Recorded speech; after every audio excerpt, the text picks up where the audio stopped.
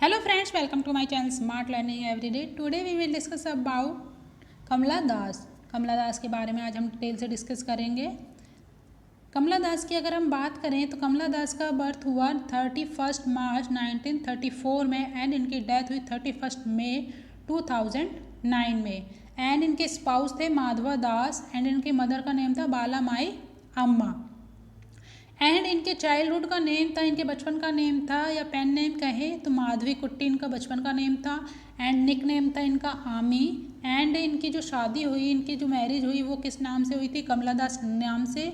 And Kamala दास के name से ही ये इंग्लिश लिटरेचर में अपने वर्क जो है पब्लिश किया करती थी। एंड कमला सुरैया इन्होंने ये नाम तब अपनाया जब इस्लाम धर्म अपनाया था। 65 ईयर्स की इनकी एज थी। एंड इन्हें एन इंडियन कन्फेशनल पोइट भी कहा जाता है। कन्फेशनल पोइट क्यों कहा जाता है? क्योंकि ये अपने विचारों को काफ़ी बोल्डनेस के साथ एंड ऑनेस्ट एक्सप्रेशंस के साथ एक्सप्रेस करती थी एंड अपनी पर्सनल लाइफ के बारे में भी डिटेल से बातें करती थी पूरी बोल्डनेस के साथ। इसीलिए इन्हें क्या कहा जाता है? Confessional poet. कन्फेशनल पोइट उन्हें ही कहते हैं जो अपने पर्सनल लाइफ के बारे में हर टॉपिक पे आराम से बातें कर सके। And Kamala Das was an Indian poet in English as well as an author in Malayalam from Kerala and the mother of Indian English poetry। इन्हें the mother of Indian English poetry भी कहा जाता है। ये टाइटल दिया गया है इन्हें, the mother of Indian English poetry. When we read her books we feel as if she was born to write. जब इनकी बुक्स पढ़ते हैं तो हमें क्या फील होता है? She was born to write. And unafraid honest expression and boldness के साथ ये लिखा करती थी। And Kamala Das was bilingual. She wrote poetry in English and the novel as well as her daring memoir in Malayalam. The confessional poetry is the poetry of introspection, self-analysis, self-expression. And अगर इनके famous works की बात करें तो famous work है इनके अंतकथा। ये are नहीं आएगा इसमें। एंड फेमस वर्क कौन से हैं इसमें? अंतकथा, माई स्टोरी, डिसेंडेंट्स, ये इनके फेमस वर्क थे जिनके लिए इनको सबसे ज़्यादा जाना जाता है। एंड फ्रेंड्स, अगर आपको आज की क्लास अच्छी लगी है तो लाइक करें, शेयर करें, सब्सक्राइब करें एंड कमेंट करना ना भूलें। फ्रेंड्स, आपके कमेंट एंड लाइक से हमें बहुत मोटिवेशन मिलता है। एंड फ्रेंड्स, अगर आपको किसी और टॉपिक पे वीडियो चाहिए तो नीचे कमेंट बॉक्स में कमेंट करें। एंड इनके अवार्ड्स की अगर हम बात करें तो इनके फेमस अवार्ड्स कौन कौन से या इन्हें कौन से अवार्ड दिए गए हैं? फेमस अवार्ड नहीं, सॉरी, इनको कौन कौन से अवार्ड दिए गए हैं? Kerala state film award for best story के लिए दिया गया है इन्हें। The Asian PN PEN poetry prize इन्हें किसके लिए पोएम के लिए मिला? द सीरन पोएम के लिए, जो इन्होंने 1964 में पब्लिश की थी। एंड केरला साहित्य अकेडमी अवार्ड इन्हें दिया गया 1969 में। एंड चीमल लाल अवार्ड मिला इन्हें फियरलेस जर्नलिज्म के लिए। इन्हें फियरलेस जर्नलिस्ट के लिए कौन सा अवार्ड मिला था? चीमल लाल award. Kamala Das is known for her controversial writing. इन्हें सबसे ज़्यादा किस लिए जाना जाता है? इनकी कंट्रोवर्शियल राइटिंग के लिए इन्हें ज़्यादा जाना जाता है। एंड इनके कुछ वर्क्स हैं इंपॉर्टेंट, उनके बारे में फटाफट से डिस्कस कर लेते हैं हम।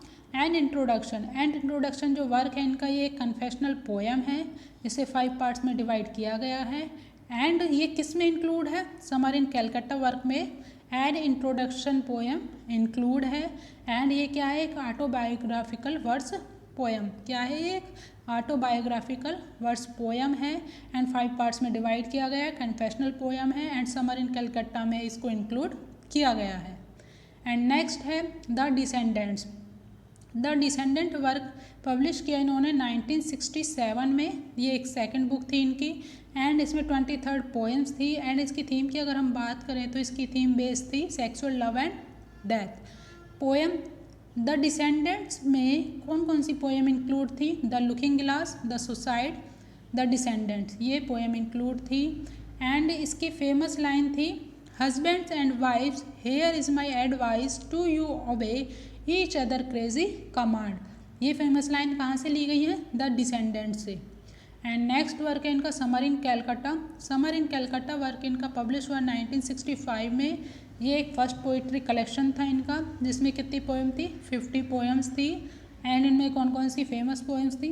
Pigeon, the freak, the dance of eunuchs in love, punishment in kindergarten, a hot noon in Malabar, an introduction my grandmother house. ये कुछ फेमस पोएम्स इसमें इंक्लूड थी एंड 50 पोएम्स थी टोटल इसमें। फर्स्ट पोइट्री कलेक्शन था, 1965 में से publish किया गया था।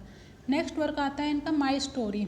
माई स्टोरी पब्लिश हुई मलयालम लैंग्वेज में एंड इसका टाइटल था अंत कथा एंड इसे ट्रांसलेट किया गया था इंग्लिश में।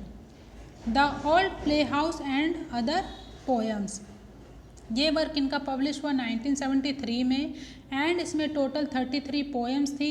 40 पोएम्स समर इन कैलकाटा से ली गई हैं एंड 6 पोएम द डिसेंडेंट्स से ली गई हैं एंड 30 पोएम्स इसमें न्यू हैं। बिल्कुल आपसे इस तरह से एग्जाम में क्वेश्चन बनेगा। The old playhouse and there works, जो इनका वर्क है ये पब्लिश हुआ था 1973 में। इसमें टोटल कितनी पोएम्स थी? 33 पोएम्स थी। समर इन कैलकाटा से कितनी ली गई? 14 एंड द डिसेंडेंट से कितनी ली गई? 6 एंड न्यू पोएम कितनी थी इसमें? 13 एंड इसकी थीम क्या थी? Challenge to patriarchy.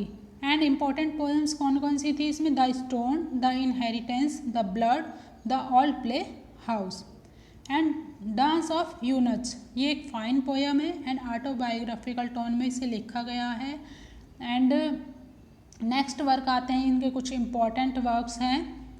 A hot noon in Malabar, the invitation ये लिखा इन्होंने 1967 में। द स्ट्रेंजर टाइम 1977 में पब्लिश किया। Only the soul knows how to sing ये इन्होंने पब्लिश किया 1996 में। अल्फ़ाबेट ऑफ लस्ट 1976 में। एंड इकबाल स्टोरी है ये। In this story lesbian relationship has been describe. ये इकबाल जो स्टोरी है इसमें क्या डिस्क्राइब किया गया है? लेस्बियन रिलेशनशिप्स को। A doll for the child prostitute, ये एक शॉर्ट स्टोरी थी इनकी। आई होप फ्रेंड्स आज की क्लास आपको अच्छी लगी हो तो लाइक करें, शेयर करें, कमेंट करें एंड सब्सक्राइब करना ना भूलें फ्रेंड्स। एंड आपको किसी और टॉपिक पे वीडियो चाहिए तो नीचे कमेंट बॉक्स में जाके कमेंट करें। Thanks for watching. Good day, take care, bye bye friends.